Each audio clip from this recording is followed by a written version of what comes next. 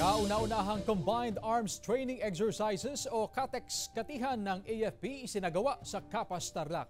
Sundan sa ulat ni Jasmine Gabriel Galban.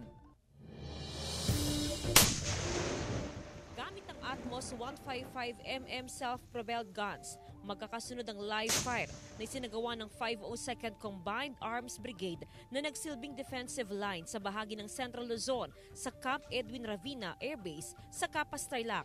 Ang senaryo, may mga outside threat forces na nais pumasok sa teritoryo ng bansa. Kaya agad na inihanda ang artillery asset ng Philippine Army para mapigilan ang pagsakop sa bansa. Kayang umabot ng hanggang 30 kilometers ang firing range ng Atmos ng Philippine Army na pwedeng gamitin para sa offensive at defensive position. Autonomous truck-mounted ordnance system.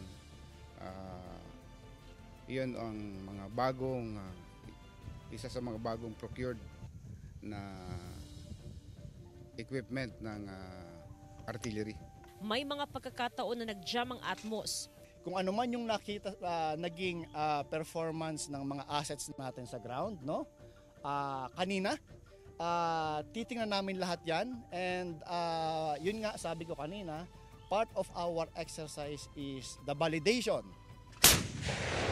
Mahalaga ang CATEX-katihan na isinasagawa ng Philippine Army dito sa Capas, Tarlac na layong mapalakas ang territorial defense operation ng militar. Ito ang kauna-unahang Combined Arms Training Exercises o CATEX-katihan. Mula sa Capas, Tarlac, kasama si Daryl Peralta, Jasmine Gabriel Galban, 1 North Central Luzon.